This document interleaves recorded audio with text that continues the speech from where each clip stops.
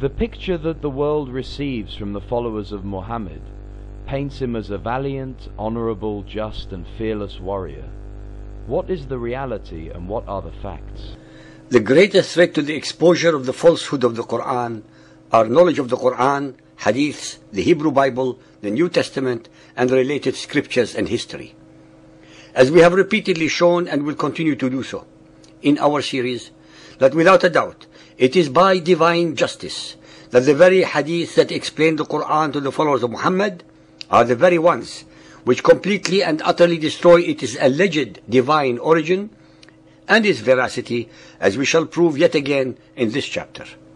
Sahih al-Bukhari Hadith 4.54, narrated by Abu Huraira. The Prophet said, "By him in whose hands my life is, I would certainly never remain behind an army unit setting out in Allah's cause. By him in whose hands my life is, I would love to be martyred in Allah's cause and then get resurrected, and then get martyred and then get resurrected again, and then get martyred and then get resurrected again, and then get martyred."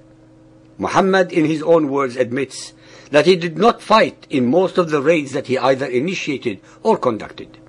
He preferred death in jihad than life, as long as it was the death and jihad fought by his followers and not by himself. What a spineless coward! He sent his simpleton and gullible followers to their demise with promises of booty and rape if they survived, and unlimited sensual and sexual pleasures in his perverted version of paradise if they got slaughtered. With such promises, they could not go wrong whether dead or alive. Then the brave Muhammad, who did not fight, boasts of how he would have preferred to die in the way of Allah in jihad again and again and again. Ibn Ishaq 373. The apostle wore 2 coats of mail on the day of Uhud, and he took up a sword and brandished it, saying, "Who will take this sword with its right?" Muhammad did not get into the pitch of battle, but retired to the top of the hill surrounded by his bodyguards. That is why he gave his own sword to someone else to fight with.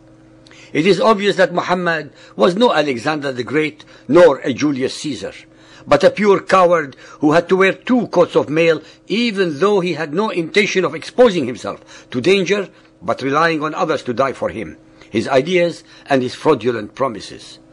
Sahih al-Bukhari Hadith 4.276, narrated by Al-Bara bin Azib. The Prophet appointed Abdullah bin Jubair as the commander of the archers who were 50 on the day of the Battle of Uhud. He instructed them, "Stick to your place. You should not leave your place till I send for you." When the infidels were defeated, by Allah, I saw the women fleeing, lifting up their clothes, revealing their leg bangles and their legs. So the companions of Abdullah bin Jubair said, "The booty, O people, the booty. Your companions have become victorious. What are you waiting for now?" Abdullah bin Jubair said, "Have you forgotten what Allah's apostle said to you?" They replied, "By Allah, we will go to the enemy and collect our share from the war booty." But when they went to them, they were forced to turn back defeated. At that time, Allah's apostle in their rear was calling them back. Only 12 men remained with the Prophet, and the infidels martyred 70 men of us. Then Abu Sufyan, the leader of the unbelievers, asked 3 times, "Is Muhammad present among these dead people?" The Prophet ordered his companions not to answer him. The hadiths and their history amply prove that those who converted to the followers of Muhammad did not do so for sublime spiritual reasons, but for booty, plunder, rape and enslavement of the wealth, hard work and the fruitful produce of other peoples. Sahih Muslim Hadith 4413, narrated by Anas bin Malik. It has been reported on the authority of Anas bin Malik that when the enemy got the upper hand on the day of the Battle of Uhud, the Messenger of Allah was left with only 7 men from the Ansar and 2 men from the Quraysh. When the enemy advanced towards him and overwhelmed him, he said, "Whoever turns them away from us will attain paradise or will be my companion in paradise." A man from the Ansar came forward and fought the enemy until he was killed. The enemy advanced and overwhelmed him again, and they repeated the words, "Whoever turns them away from us will attain paradise or will be my companion in paradise." Another man from the Ansar came forward and fought until he was killed. This state of affairs continued until the 7 Ansar were killed, one after the other. I would like our listeners to remember that I assert again that it is by divine justice that the hadith invariably and repeatedly expose Muhammad's true characteristics for all to study. The gutless but self-declared jihadi Muhammad pretended to be among the Muslim dead and would not answer Abu Sufyan's plain and clear challenges. As usual with Muhammad, he expected others to expose themselves to danger. Any fair-minded and inquisitive person would ask the following questions. Why was not Muhammad at the forefront of the battle instead of being at the rear? Why did he give his own sword to someone else to do the killing with? Why did he wear 2 coats of mail, especially since he had no intention of fighting? Why did he not fight to defend his position, but begged others to die for him? Why did he pretend to be dead if he believed he was the messenger of Allah and that Allah was on his side?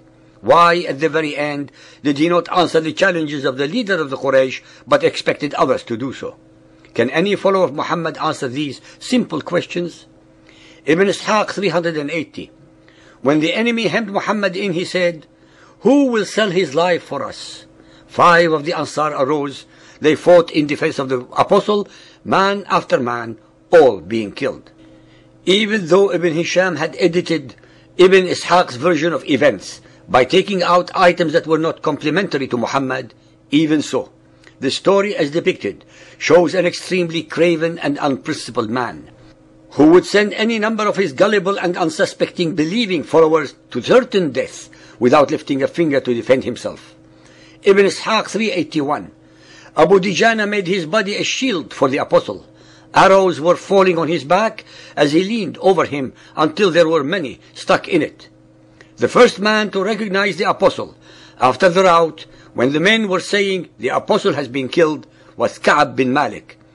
According to what Al-Zuhri told me, Ka'b said, "I recognized his eyes gleaming from underneath his helmet, and I called on the top of my voice, 'Take heart, you Muslims, this is the Apostle of Allah.'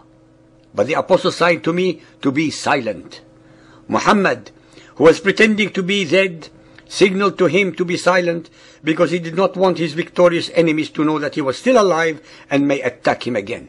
Believers and unbelievers, please remember that all these ahadith were not written by the enemies of Muhammad, but written by the followers of Muhammad, and they are telling the facts as they saw them at the time. It was Muhammad who ordered the murder of Ka'b al-Ashraf and Asma bint Marwan, both of them poets, the former 120 years old man, and the latter a woman with a suckling child, who criticized Muhammad's slaughter of the Quraysh leaders at the ambush of Al-Badr. It was Muhammad who always had others among his followers to do his dirty work, just like the modern heads of the mafia crime syndicates. Ladies and gentlemen, when the ahadith are studied carefully, they single-handedly help obliterate and destroy all the myths of chivalry, bravery, compassion, intelligence, knowledge, veracity, miracles, etc., that were later concocted by the thousands on behalf of and heaped upon the undeserving persona of Muhammad.